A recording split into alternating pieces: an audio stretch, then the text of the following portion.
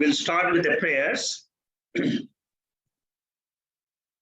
Om Sahana Bhavato Sahano Bhunakto Sahaviryam Karavavahai Tejasvinavaditamastu ma vidvishavahai.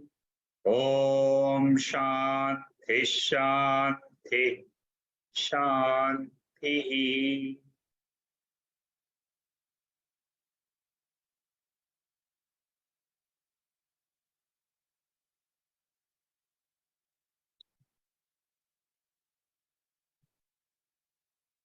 Panchadasi, chapter 4, is our text for study. What we are seeing is 32 verses of this chapter. One of the main topics in Vedanta is bondage. This topic is dealt in a very big way in Vivek Chudamani. Ko nama bandaha. How did this what is this bondage? How did this bondage come?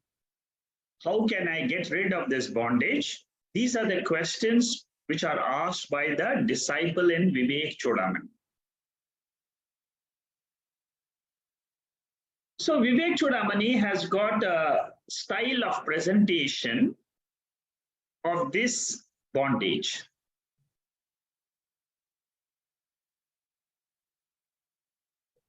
Swami Vidyaranya takes up that particular topic. This is a topic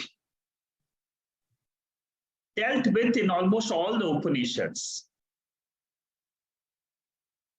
Some of the Upanishads explicitly mention this.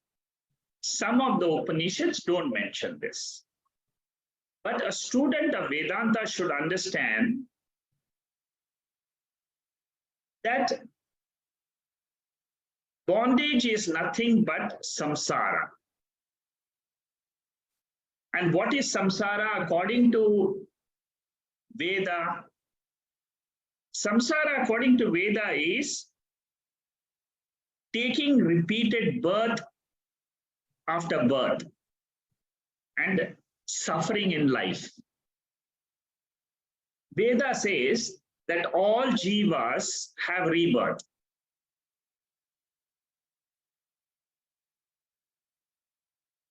And one of the main causes of this rebirth is I don't know my nature. Here I stands for pure consciousness. When a seeker starts before the teaching, the seeker thinks that he is the body and mind. And identification with the body and mind is bondage. That is one definition of bondage, because that is from the effect point of view. How do I experience bondage? Because I'm identified with the body as me, mind as me. This is, and then what happens if I take the body and mind as me? What happens? Throughout the life, I'm suffering. Because I take the body's experiences as my own experiences, mind's experiences as my own experiences. So this tadatmyam, oneness with the body and mind, is primarily the cause of bondage.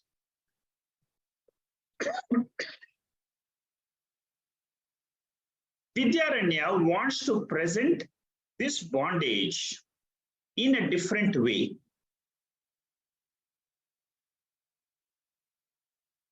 so that we can understand how we can come out of this bondage. So his style of analysis is very unique.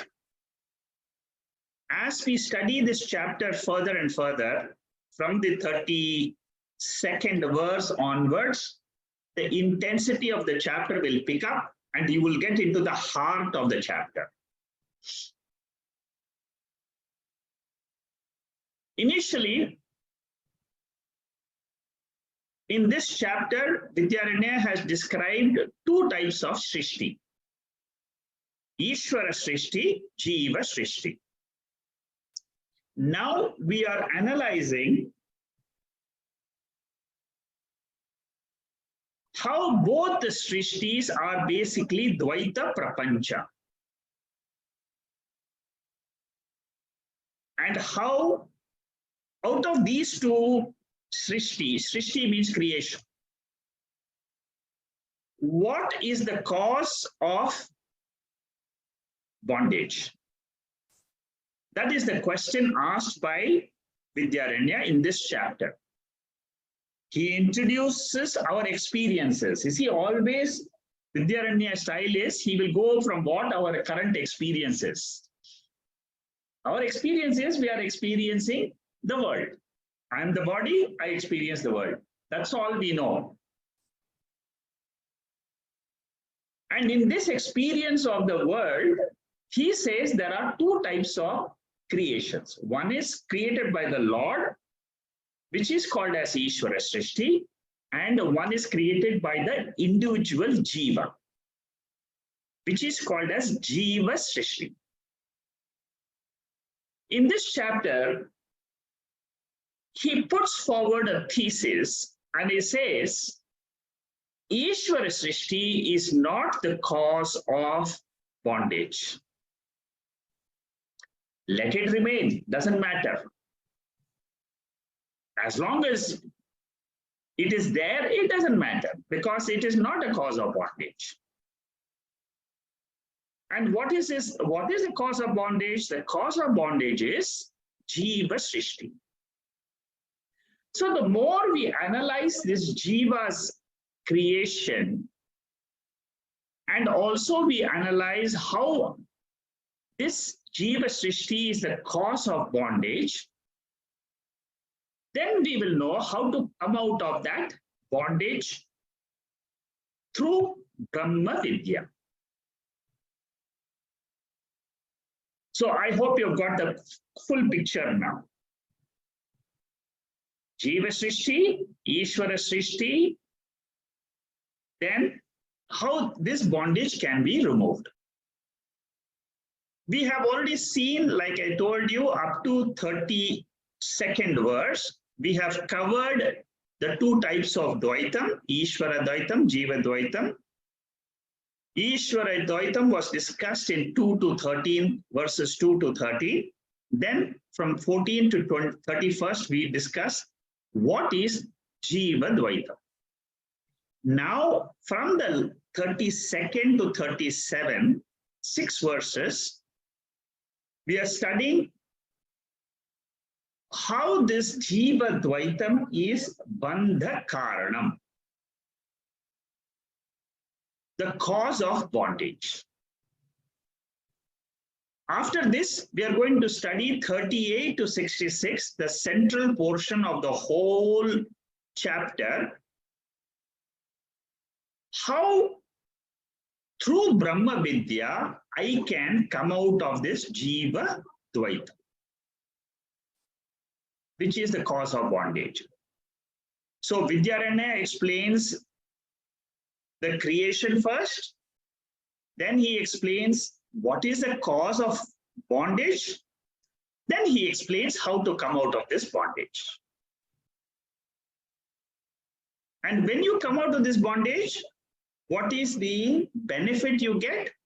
Jivan Mukti.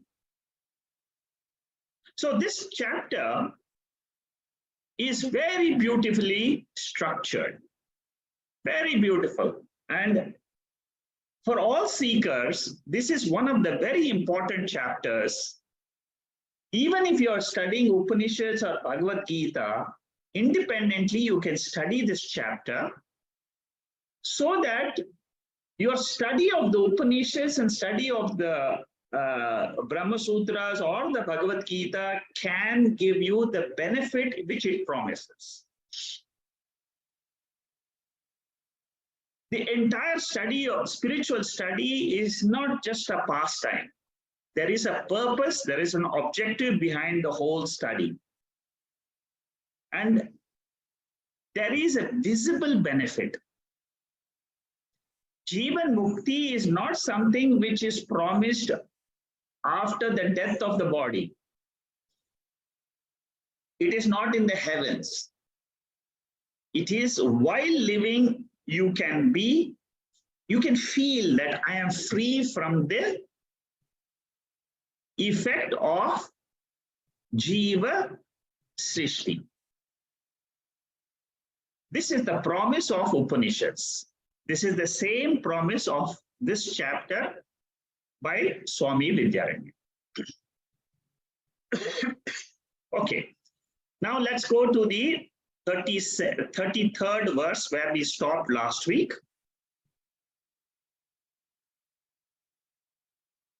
This verse is a continuation of the explanation of Jiva Dvaitam being the cause of bondage. 32nd to 37.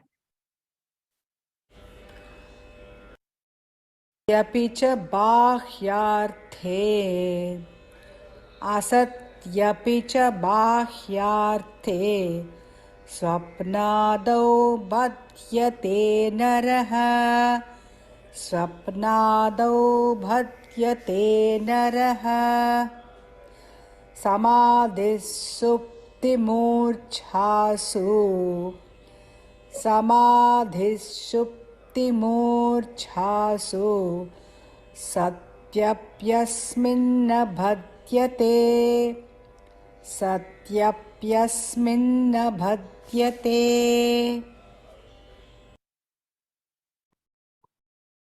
In this verse, Swami Vidyaranya says that even if the world is present and the mind is not there, you don't experience samsara. He will continue this topic in the next verse and the following verses by giving two examples. So what does he say in this? He says in 3 states, there is no Dvaitam. Number 1, in the state of deep sleep, in a state of coma, or when somebody has fainted, and in the state of samadhi. In these 3 states, there is no experience of sorrow, because there are no external objects for the jiva in these states. So what he wants to say is that Ishvara Srishti is not the cause of samsara. And what is the method he uses? He uses the method of Anvaya Vyatireka.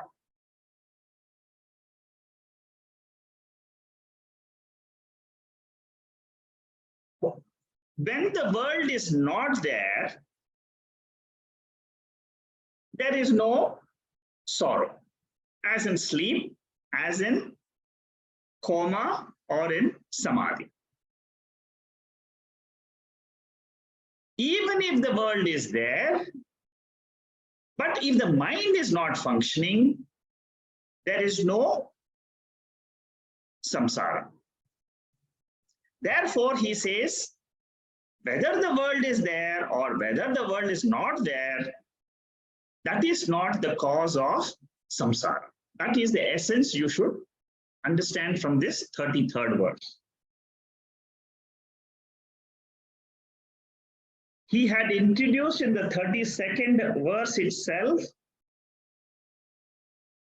that Anvaya Vyatireka, we had seen in the previous verse, is a starting. He uses Anvaya Vyatireka heavily in this chapter, and also in many chapters of Panchadasi, he uses this methodology. This method is called as co-presence and co-absence. Asati api acha bahyarte swapna ado badhyate naraha. Even though there is no external object, in the case of manorajyam, in the case of dreaming, in the case of memory, in the case of swapna, when the world is not there, no external objects are there, but still sukham or dukkham is there in dream. Or when somebody is just thinking, he's doing manorajya. Manorajya means mind's wandering. He's thinking of all the past of dukkha, and then he is reliving that dukkha.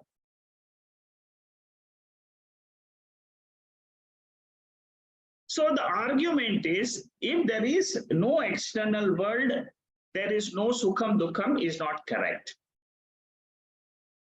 In mind, sukham dukkham is experienced by these three methods: by memory, by dream, by bhranti, and daydreaming. Samadhi, supta, supti, murchase. In three cases, now he discusses in depth. In this, see, in the cases of those other cases, what is the logic there? There is no world outside, but the jiva is experiencing his own jiva srishti as the cause of sorrow. In the case of samadhi, sleep, and coma, the world is there outside. The world is not negated, but he is not experiencing. So in one case, the world is not there, he is experiencing. In the other case, the world is there, but he is not experiencing. So the samsara is experienced and samsara is not experienced. In both these cases, you will find that the mind is the problem, is the central problem. This is what he wants to bring about. It is not the external srishti, but it is the mind which is the cause. Mind, even if it is sleeping, there is no samsara. In coma, there is no samsara. But when the mind is awake and it's daydreaming, or in actual dream also, or in manorajya, or in delusion, there is sorrow expected.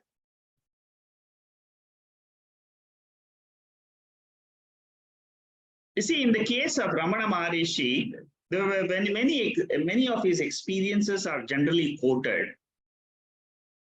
And it has been said that, even when there was termites eating his skin, he never felt it because he was not aware of his mind.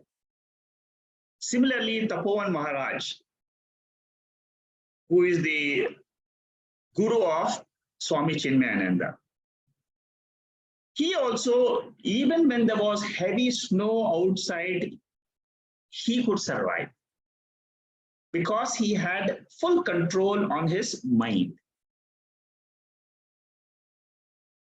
External world may be there or may not be there, but if you have control over your mind, you will have no sorrow.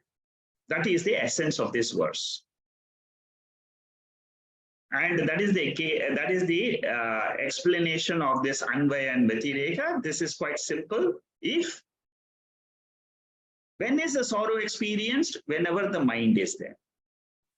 When the mind is not there, no sorrow. That's all. Anvaya, Vyatireka. this slides are just a revision, so I'm not going back to this these slides. You can go through in your own time about these slides. Now we will see the next verse. दूरदेशं गते पुत्रे दूरदेशं गते पुत्रे जीवत्येवात्र तत्पिता जीवत्येवात्र तत्पिता विप्रलम्भकवाक्येन विप्रलम्भकवाक्येन मृतं मात्वा प्रयोदिति मृतं मात्वा प्रयोदिति Durdeshem gate putre. You see, 34 and 35 are two examples taken up. What are the two examples? To show that mind is the cause of samsara. Vidyaranya says that in one case, he is given an example here. What is the example? One person who is a liar, he tells an old man who is living in another country that the boy was dead, even though he was still alive. The father believed him and started grieving for his son. Okay, so here what happens? It is a cheat. Vipralambakaha, even though the son was alive, he told a lie and the father started weeping. So the pain which is caused is not because of actual happening. The mental crying of the father is not because of the actual happening, but it was what the mind heard and the impact of the news in the mind made that person think that whatever he has heard is the truth. This is one example to show that it is the mind. Mind has heard the news and it starts weeping. Next verse. In this verse, what happens? I will see whether the recording is okay here. मृतेऽपि तस्मिन् वार्तायाम् मृतेऽपि तस्मिन् वार्तायाम् अश्रुतायां न रोदिति अश्रुतायां न रोदिति अतः सर्वस्य जीवस्य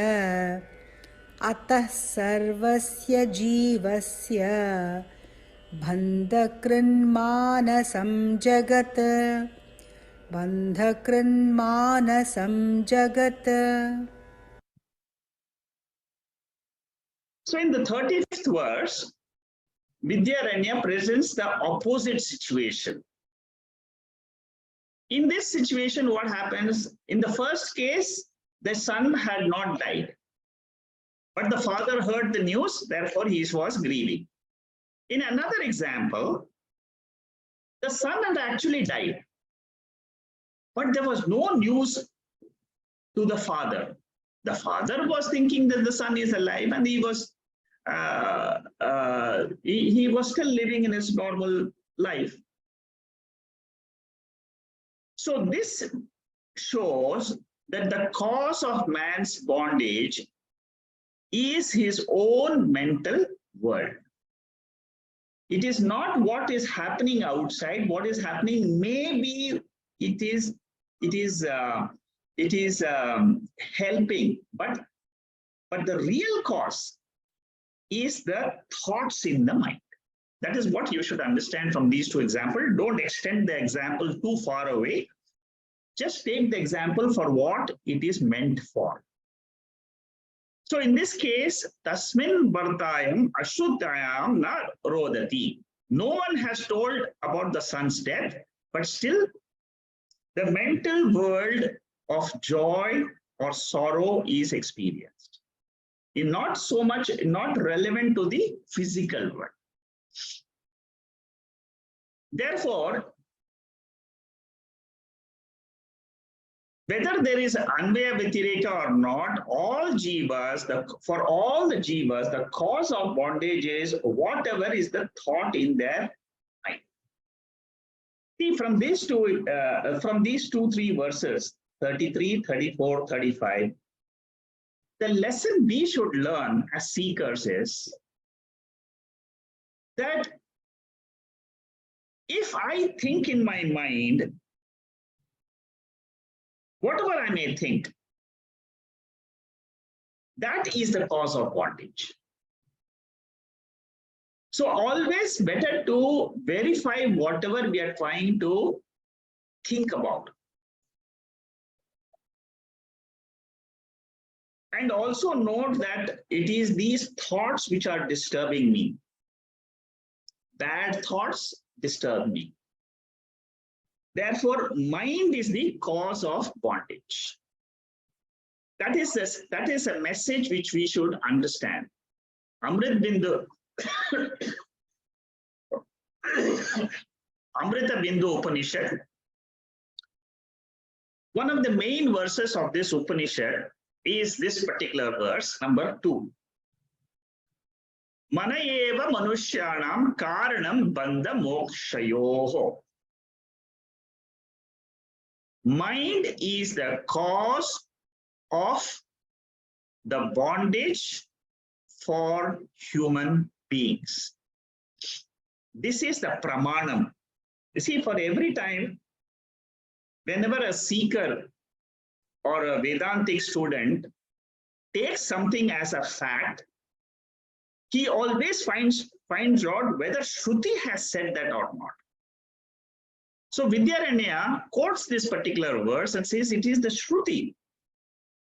Apart from our normal experiences, Anubhava, even Shruti says it is the bondage is caused by not only this Shruti, there are other Shrutis also, which are in Chandogya Upanishad and other Upanishads also.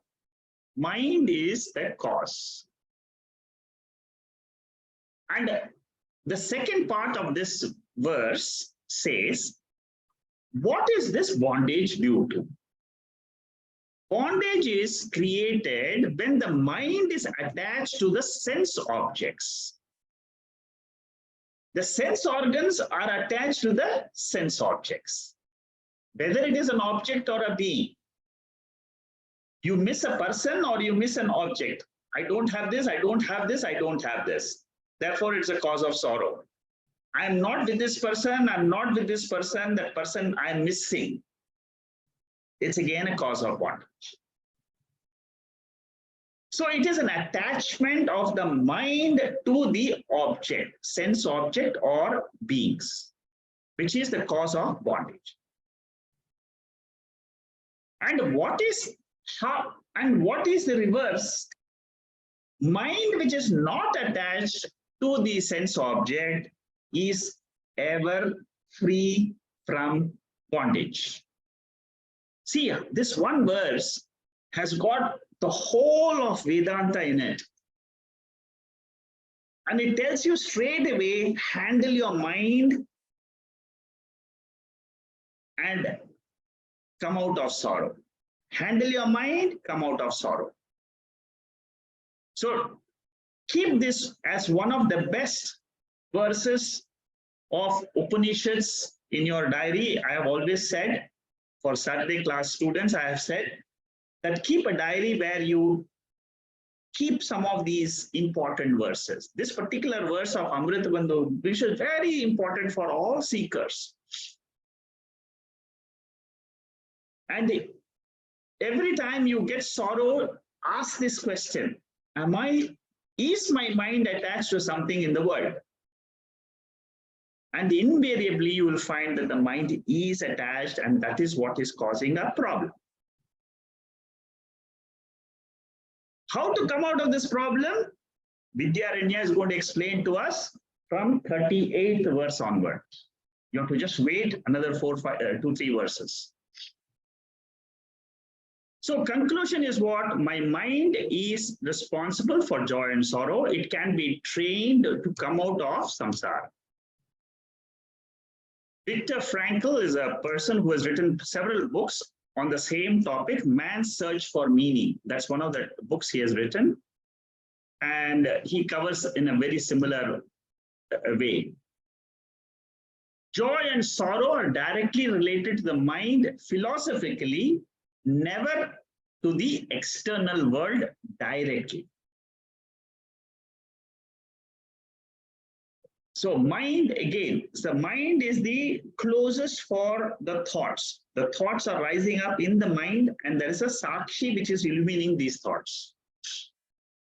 That is what you should understand. I am not the mind, I am the sakshi.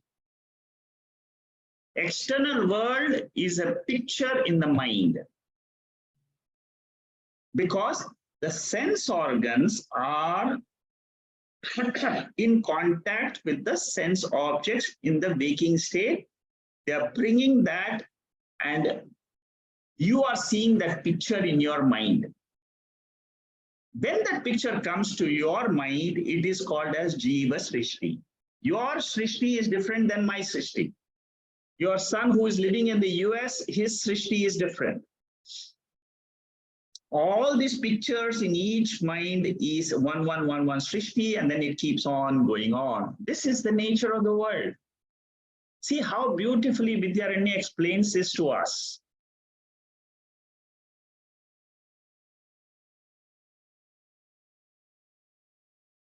So, Dhimaya Gataha or Mrinmaya Gataha. Dhimaya Gata means that pot which is brought, image of the pot which is coming into the mind. Mrinmaya Gataha is the pot outside which is coming into the, by way of thoughts, it is received in the mind. Drikdrishya Viveka, for those who have done this, is a very, the first verse of Drikdrishya Viveka. It's a remarkable verse. This is again another beautiful verse. Rupam drishyam lochanam drik, tad drishyam drittu manasam, drishya drivityaya sakshi drik eva tu natu drishyate. What does this say? The eye is the seer and the form is the seen. For an object outside, our eyes are the seer. For the eyes, the mind is the seer. And for the mind, the sakshi is the seer. The whole Vedanta is here. One verse of Drikdrishya Viveka. You understand this, this verse? Contemplate on this verse, and you will have you can contemplate on this verse throughout your life, and you would come to your to understand your own sakshi, which is your real nature.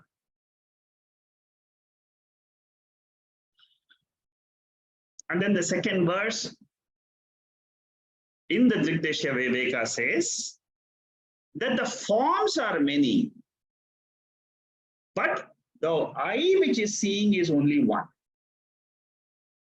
Similarly, sakshi is only one, minds are many. That is the second verse of Drikdrishya Viveka.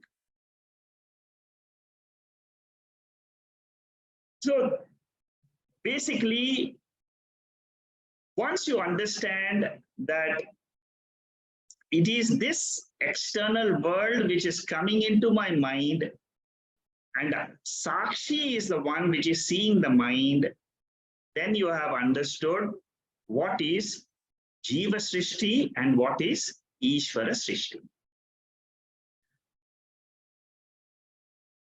There are two schools of thought. One school of thought is the Bauddha school, which is called as Vijnanavadi. I'm just giving you an introduction of that. I won't go into the depth of it because it is something which we have to reject it finally. You can read the notes, you will be able to understand. What this school says is that there is no external world. Everything is there only in the mind.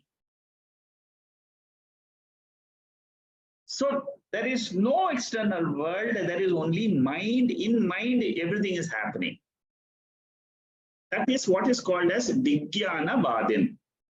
Shunya Vijnana Vadin. It's one of the schools of philosophy. And what does Vedanta say? Vedanta says there is a Srishti outside. And this Srishti is very important for the understanding of bondage. Let us see in this verse how Vidyaranya talks about this Vijnana Vadins. A couple of verses are there, 36 and 37. These two verses will talk about this Vijnana Vadins. And then 38 onwards will be how I can get rid of this Jiva Srishti.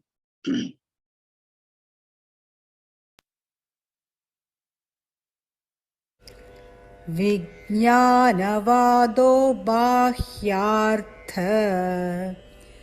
विज्ञानवादो बाह्यार्थ वैयर्थ्यास्यादिहेति चेत् वैयर्थ्यास्यादिहेति चेत् न हृद्याकारमाधातु न हृद्याकारमाधातु बाह्यस्यापेक्षितत्वतः बाह्यस्यापेक्षितत्वतः.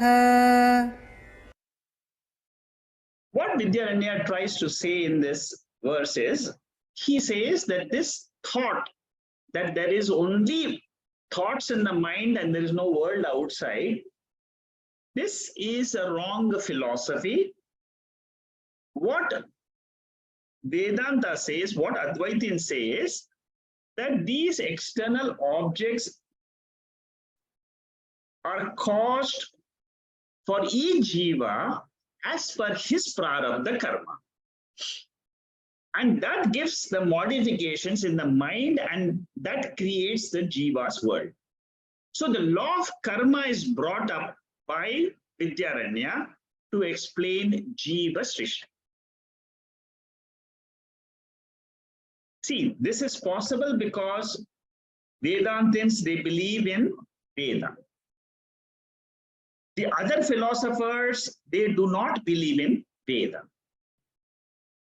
Basically, the yoga charyas, yoga charya Buddhism, that's one school. So many people, suppose you don't believe in the Vedas, then the yoga philosophy, I will talk about it in the next verse. So you will understand a little bit more clearly.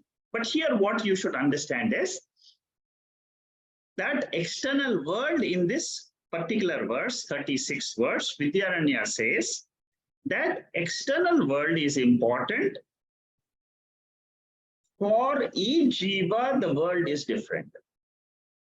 The surroundings, the events, everything is different. So external world depends on the law of prarabdha karma. That world creation is done by Ishvara. As per the prarabdha karma for each individual, Ishvara Srishti will give the external world. Internal world is the Jiva Srishti. So if I take care of the Jiva Srishti, I don't have to bother about the external. That is where he wants to end Vidyaranya. So if the Vijnanavadins say that there is no requirement and the external world is not required to explain the bondage, then he says that is a wrong conclusion. He says there is a requirement of the external world as per the law of karma, and which is under Ishvara's control. This world which we see is Vyavaharika Satyam. It is a truth in a relative sense. Like you have dream, it is true in the dream world. Similarly, waking world, external world is true, and that is why it is called as Vyavaharika Satya. But it is not the ultimate truth. What is ultimate truth? It is Nirguna Paramarthika Satya. See slowly how he is approaching the topic, and he is taking us towards our real nature, which is Sakshi. Each of these verses slowly is building, Swami Vidyaranya builds up the topic, takes us step by step. And these arguments are also helping us to understand the ultimate truth.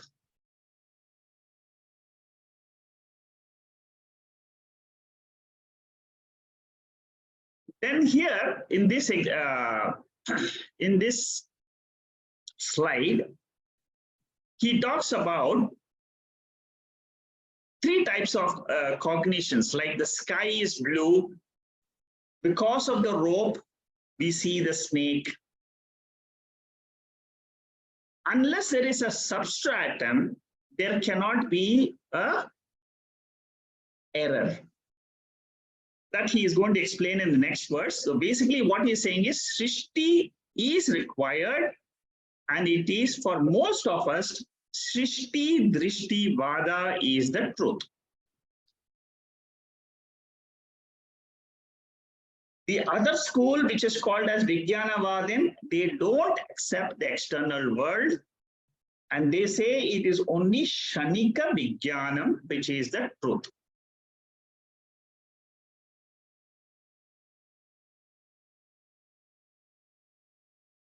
We hold external world exists, and the world is pictured in our mind, and then the jiva is experiencing that picture. If we understand it in this way, then we would have got rid of the jiva srishti. Okay, so this is the way to understand the jiva srishti. As you go further and further, all these things will become clearer. This is again the revision slides, which we have seen. Let's go to the 37th verse. Astu va bahyam vaiyarthyamastu va bahyam navarayitumismahe navarayitumismahe prayojanamapekshante prayojanamapekshante namananitihi stitihi namananitihi stitihi.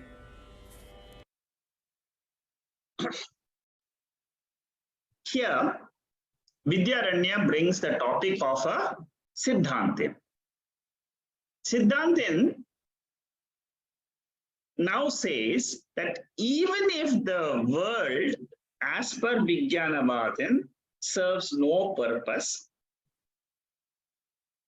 for the joy and sorrow, we still have to accept that external world exists. That is what is the message in this particular 37th verse. Vijnanavadin says external world is not responsible for joy and sorrow. Internal world alone is responsible for the bondage. So to explain the bondage, what we need is only the mental world. Philosophically, we don't need the external world. This is what is the Vijnanavadin. This is one of the schools of thought. Why do you need to posit an external world in the mind? Forget about the external world. World is not there. It is shunyam. It is nothing. That is what is the one of the schools of thought. What is important is that there is a movement inside, shanikam. Thought after thought after thought after thought is moving. So what is really existing is only the mind, and it is only shanikam. It exists only for us one moment, and it changes. This is the school of this Vijnanavadins. So external world is not the cause. Our mind is alone is the cause. That is what is the thesis. Vedanta says we cannot reject the external world because that is the cause of the modifications in the mind. That's all. That is the message in this verse. Indriyas require no purpose to reveal the external world. See, our sense organs, they do not see whether you need a purpose or not to. As soon as your eyes are open, they will experience the world, with or without the purpose. That is what Vidyaranya is saying, that the sense organs are designed to experience the world outside, with or without a purpose. But the real fact is there is a purpose. Vidyaranya accepts. He is now arguing with the Vijnanavadins and says, Vijnanavadin says there is no purpose for the external world, but therefore reject the Ishvara Srishti. There is no Srishti. There is no Srishti outside. Okay, so that is the main message in this particular verse. Now, in this verse, 38th verse, he will start. There is one more school of thought he brings in this verse. Let's go through the verse. I'll explain to you.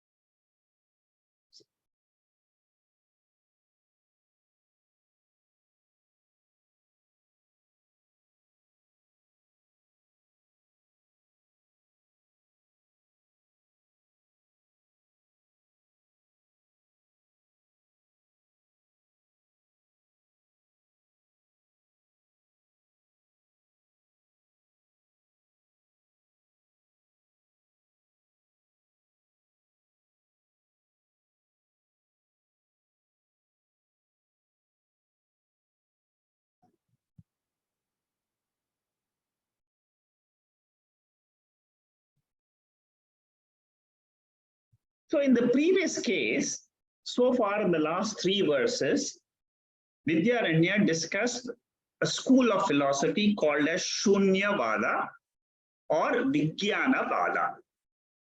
Vijnanavada, Shunyavada, they are 2 schools of philosophy who do not believe in the Vedas, who only say that the mind is the cause of the bondage. Therefore, just get rid of the mind. There is no, just know your mind, that's all. They don't accept consciousness, whereas Vedantin will bring the concept of consciousness to prove that our real nature is consciousness. That is what he is going to say from 39th to 66th verse. Next verse onwards will be the Brahma Vidya, to prove how we can get rid of Jiva Srishti. Very interesting area, very interesting portion. So in this verse, he is talking about a new Purva Pakshi. This is the yoga school. Yoga school is the yoga, people who there is a philosophy. The yoga, this is another philosophy, and who say that mind, manasa dvaitam, is the cause of bondage. Okay, this yoga school is basically the school of Patanjali. What is the central message of yoga, Patanjali's yoga philosophy? Yoga chitta vritti nirodha. The central theme of the yoga school is mind is the cause of dvaita. And by some method, try to control your mind and bring all your thoughts to zero. By some method, by the method of yoga, basically Ashtanga yoga. And they say that if you get rid of this chitta vritti, cessation of all your thoughts, there is no dvaitam, there is no samsara. So all you need to do is find out a method to get rid of all your thoughts. Cessation of thoughts is yoga. And this is the ultimate teaching of the Veda, according to this yoga school. And this is what is by yoga vritti nirodha moksha. You are free once you are able to free your mind, reach a samadhi state where you don't experience any other objects, and that is what is called moksha. What does Vedanta say? Vedanta says that what you're saying as moksha is only a temporary cessation. Very important point. Through this samadhi, what you achieve is chitta vritti nirodha, but it is not permanent. This is something which we should understand, and that is the central message of this particular verse, the 38th verse. There is something which is different than the mind. And unless you know that truth about Brahman, you cannot be free from bondage.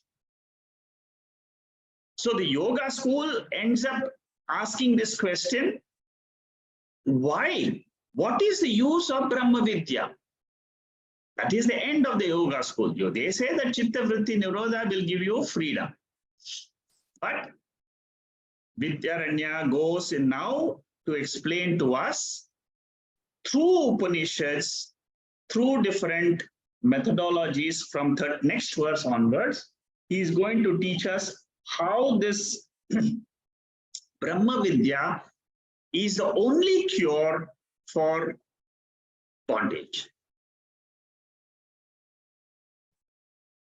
Here there are two verses of Kathopanishad. When the 5 organs of knowledge are at rest with the mind, the intellect ceases to function. That is not the highest state. A firm control of the senses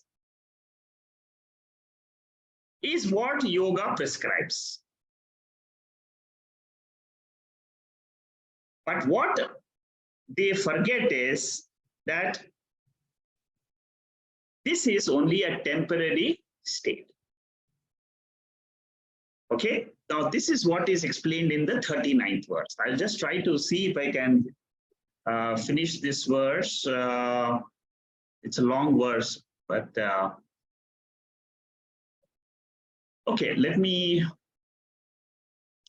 probably just give you an introduction. Even if I can't finish it, doesn't matter. 39th verse, it will help you to understand the thought process. तात्कालिकद्वैतशान्ता तात्कालिकद्वैतशान्ता वप्यागामिजनिक्षयः वप्यागामिजनिक्षयः ब्रह्मज्ञानं विना न स्यात् ब्रह्मज्ञानं विना न स्याद् इति वेदान्तडिण्डिमः इति वेदान्तडिण्डिमः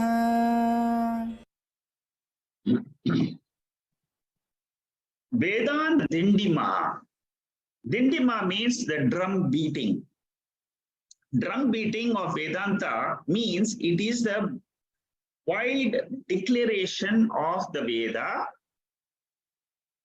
What does the Veda declare? What does the Vidyaranya say in this verse? He says, Vedanta says that by controlling the mind through Chitta Vritti Nirodha, methods of yoga, you can make the mind disappear temporarily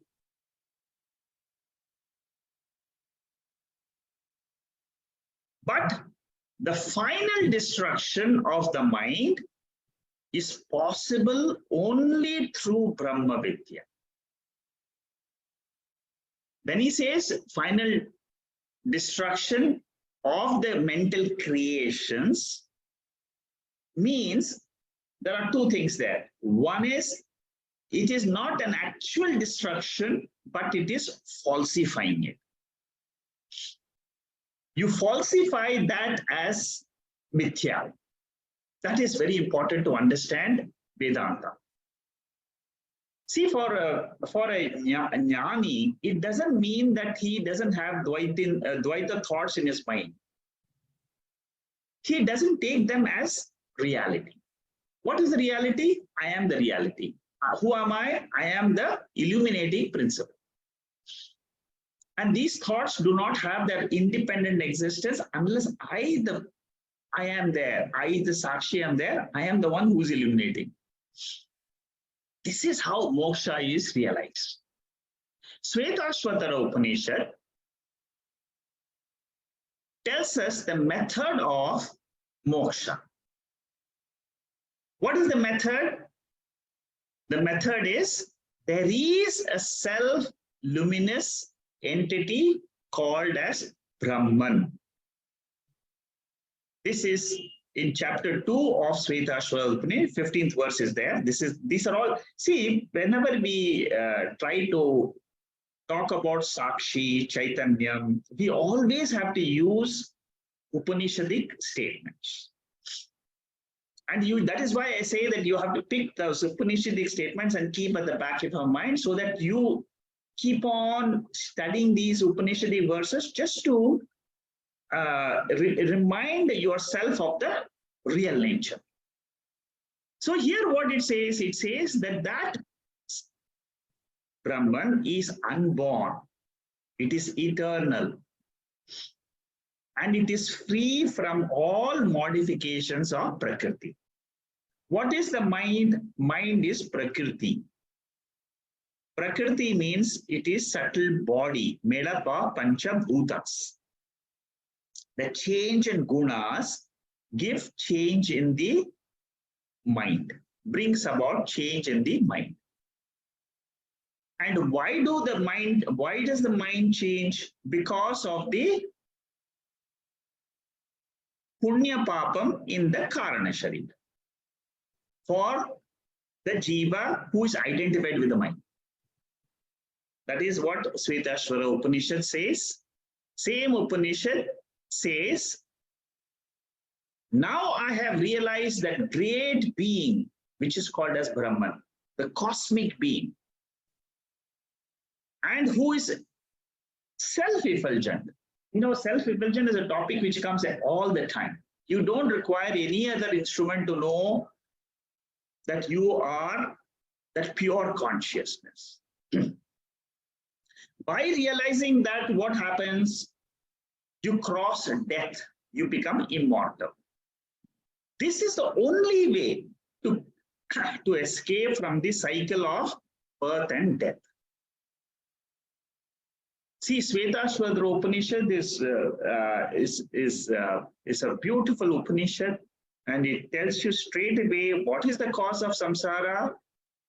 By knowing this Brahman, you can come out of this cycle of birth and death. Okay, so I will stop here. I just wanted to introduce this verse. Next week we'll continue and we'll finish from this 39th onwards. We'll continue the study of this chapter 4. Okay. Om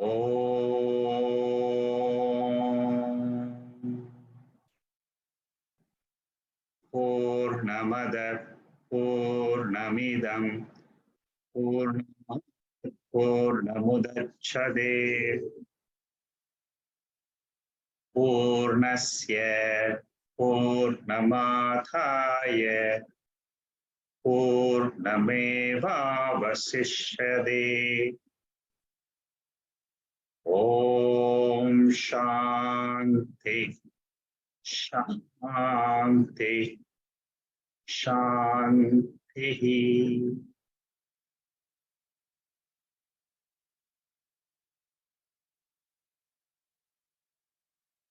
There are no messages in the chat box.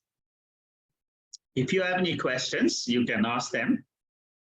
Shanmugam is unmuted, everybody.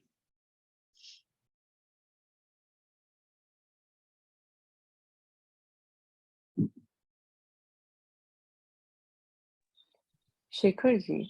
Yeah. Tell me. Yes. So you said that this Vyavara world Yes. is abided by law of karma. Correct. And that is there for Jeev Srushti. Yes. To go through these experiences. Yeah. But then you said that Jeev Srushti and Ishwar Srushti both are mithya? That part I didn't get. Yeah, very both well. are mithya. Ultimately, both are mithya. Ishvara Srishti is mithya because it is just appearing and disappearing. In waking state, it is there. In the sleep state, this world which I'm seeing is not there. Right. So waking state. That is the reason we say it is mithya. But, okay, so waking state you are considering as Ishwar Srishti. Correct. Yeah, the waking state world is mithya because it is not there in the sleep state. It is not there in the it is not there in the substratum, which is Atma. See, the false world always requires a substratum. Examples are dream is false, but the substratum for the dream is the waker. The rope snake is false. Unless there is a rope, you won't see the false snake. So the substratum for the rope snake is rope. Similarly, for the waking world, the substratum is Brahman. Substratum is Atma. Atma and Brahman is the same. Brahman is another name for Atma. That's all.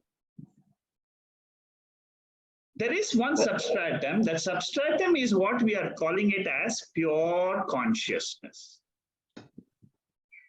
So now, Atma is reflected consciousness? No. Atma is reflecting in the world. It is reflecting in the mind. See, last week you had asked a question. What is this reflection? What is this reflected consciousness? This reflected consciousness, you should always think is the enlivening factor for the whole universe to appear and disappear. It's like the electric current through which the whole bulb is glowing, and then you remove the current, the bulb will come back. It is fused. So the reflected consciousness is a concept introduced by Vedanta to understand the principle of Atma. Because without that Atma getting reflected, why do we use the term reflection? Is because it is not permanent. See, the appearance of the world is because of the sense organs. The sense organs are perceiving the world that is coming into the mind of a jiva. But the mind is enlivened by Atma.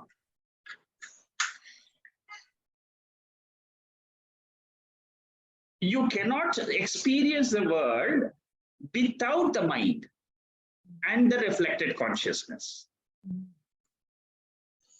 And who am I? I am, without the reflected consciousness and the mind, I am Atma. That is what I experience in the deep sleep state. It is not the deep sleep state, it's not the state, but it is beyond that state. That is why we use the principle of reflection. By using the principle of reflection, what we are trying to say is that whenever you're experiencing the world, always remember it is a false world which I'm experiencing, but the reality behind this world is Atma. See, through the scriptures like Mandukya Upanishad and all that, basically the fundamental definition of Atma is I am beyond 3 states. I am not the waker, I'm not the sleeper, I'm not the dreamer. Dreamer, waker, sleeper are the 3 conditions of the mind. All this is going to be explained from 39th words onwards. You see, we are going to see this entire Brahma Vidya from the 39th verse onwards to 66th verse. So about 27 verses, 28 verses, we are going to study this. And this particular topic of reflection is going to come. Right. So all the experiences that we go in these 3 states are mithya. Yes. But in Vyavara world, it is like body and mind. They do those experiences based on their prarabdha. Yes. But in totality, they are completely falsified. Yes. Only from the Atma stand, you can say it is false. Only from the waker angle, I can say the dream is false. For a dreamer, in dream, the dream world is real. That is why we say you have to wake up to your real nature. Veda, Upanishads, they help us to wake up. Kathopanishad says, wake up to your real nature. Wake up, come on, wake up. You have not woken up, you're still sleeping. If you're in the waking state, thinking that the waking world is real, it is exactly like the dreamer in the dream world. So Kathopanishad says, no, wake up, come on, wake up. Nachiketa, wake up to this real nature of yours. Yamadharma Raja says, Uttishtatha, Uttishtatha, come on, wake up. Wake up means what? Not like the physical waking. From sleep to this and from dream to waking state. No, that type of waking is not taught there. What is the Upanishad telling you? Upanishad is telling us that there is another state in which I am ever free, in which I alone am. Very important what I'm saying, because this is how the Veda describes my real nature. Veda says, I alone am. Which means what? The waker, dreamer, and the sleeper is not there in Atma. So if I want to know that, and if I want to feel, the only way I have to say is Aham Brahma Asmi. The definition of Brahman is very important. Aham Turiyam Asmi. Turiyam is the exact word used in Mandukya, which says that Turiyam is different than the waker, different than the sleeper, different than the dreamer. In what way is it different? It is the substratum. It is the pure consciousness. Can I experience it? Can I know it? Yes. When you, what we call as experience in Vedanta is knowledge. Knowledge means what? Bringing a vritti, bringing a thought and saying, Aham Brahma Asmi. That is the only way to experience or to realize that Brahman. So it is a step-by-step process of knowledge, and the intellect will take time to absorb this knowledge. It is not going to happen immediately that the moment you hear this, you will absorb it. No. That is why they say in Vedanta, 3 steps are involved. Shravanam, Mananam, Nididhyasana. This meditation which we are doing is nothing but Nididhyasana. I am not the body mind, I am the Atma. I am not this, I am this. Again and again repeating it in our own mind in meditation will help me to realize that pure consciousness, that is my nature. Is it clear now? Yes, Shekharji, thank you. Okay, good. Yeah, any other questions?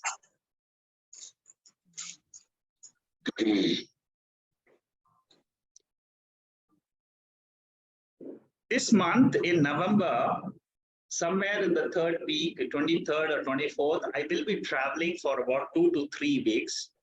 So there will be no sessions. I will give you the exact dates once we are going towards the end of the month. Around the 23rd or so, I'll be stopping these classes for 2-3 weeks, about 3 weeks. So 3 weeks you won't have any sessions between November and December. So I should be back by the 20th of December. So during December 1st to 20th and the last week of this month, there will be no sessions. And then both the Wednesday and Saturday classes will not be there. But I'll give you the exact dates. This is just to tell you that we will be having a break of about 3 weeks. Okay. Any other doubts? We are entering into a very important section, Brahma Vidya. So from next week onwards is going to be Vedanta. The real how Vidyaranya brings out the topic and says, come on, know that your nature is Brahman, and then you can get rid of Jiva Srishti. Very different methodology used by Vidyaranya. This is very, very deep compared to what you get in Vivek Chudamani or in other texts. This methodology is very deep. And Vidyaranya always specializes in going into the mind. And he's an expert. I mean, I have not seen any expert in analyzing the mind and the thoughts, and through the thoughts, how to get to Atma. I mean, there is no other author I have seen who has gone so deep. And when going through these texts, what happens to us is we are able to understand our mind better and better. You see, that is the beauty of this Brahma Vidya. When we learn about Atma, we know that that is our real nature. When we know that we are not the mind, it helps us to know the nature of the mind. Okay? All right. If there are no other questions, then we'll stop here and then we'll continue next week. Thank you. Good night. Thank you. Thank you. Thank you. Hari Om. Hari Om. Thank you. Thank you, Hari Om. Thank you, Hari Om. Thank Yeah, you. good night, Bhavat. Thank you. Thank you. Good night.